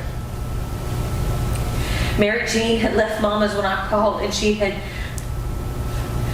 quite the day to hear and tell it. You'll have to tease her about who had the worst day.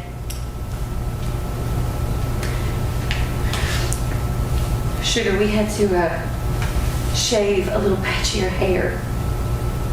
You know how ripe watermelons pop when you kind of cut into, well, your head looked a little like that.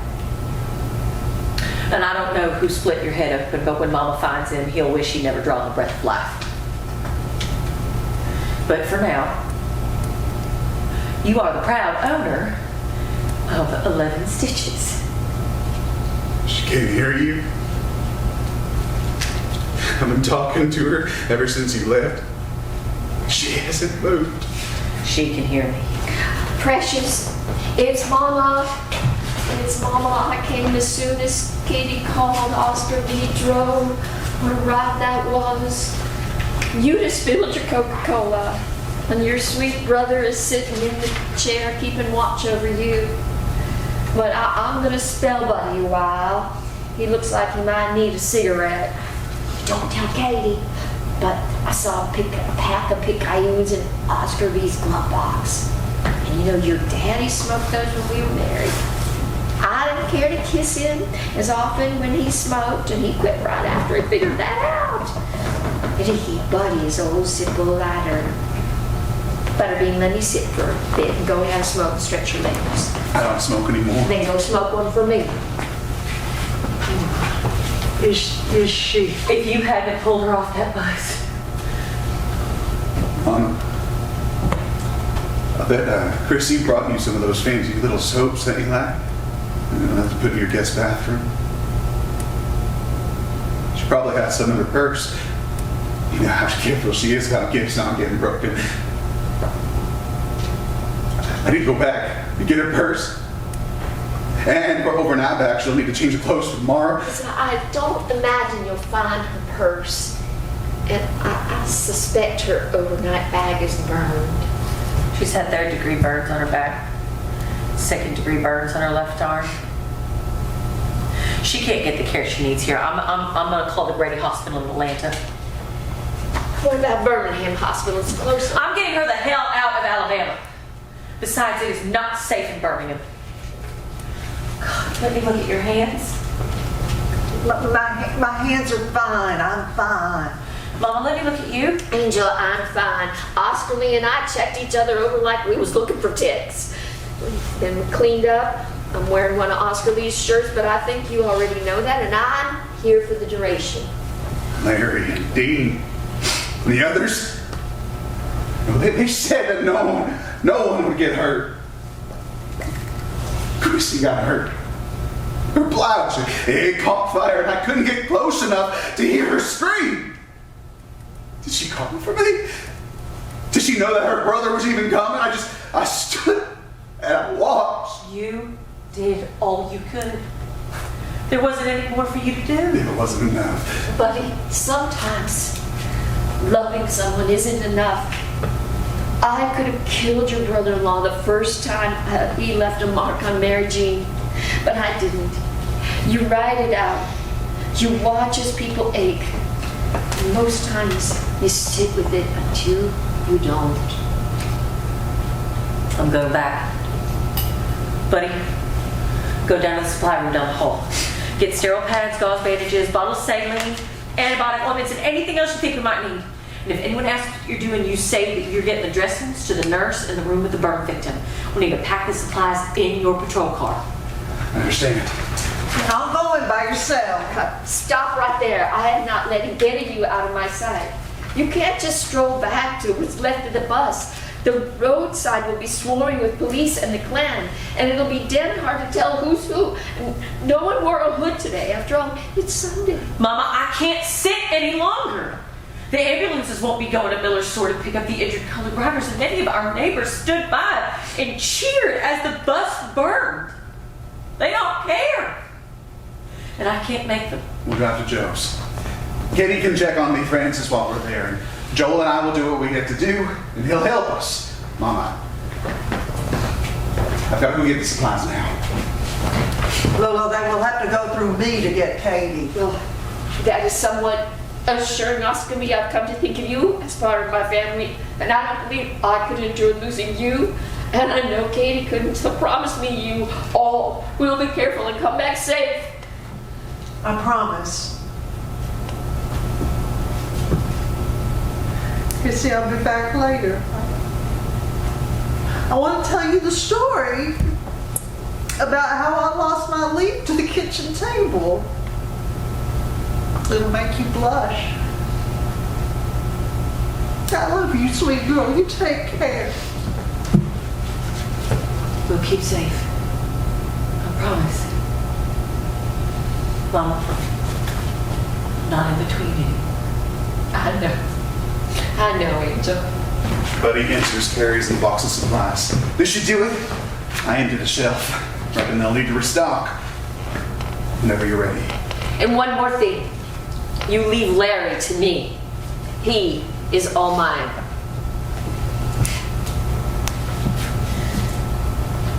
You're in the emergency room at Calhoun County Hospital.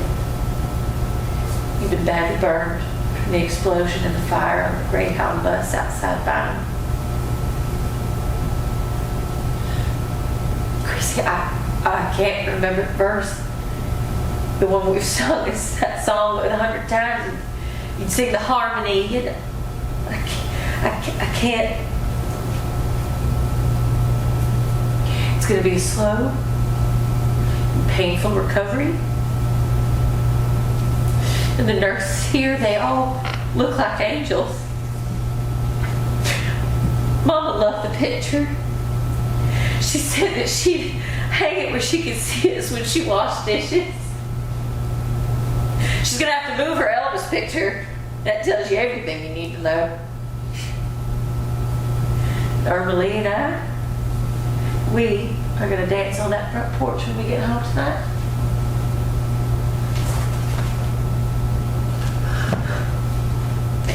And I'm gonna play all of our Elvis records. You hold on. You hear? You get some sweet dreams, sugar.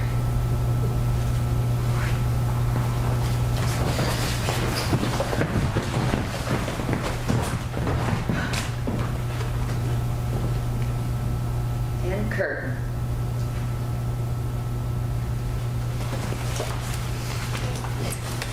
The end.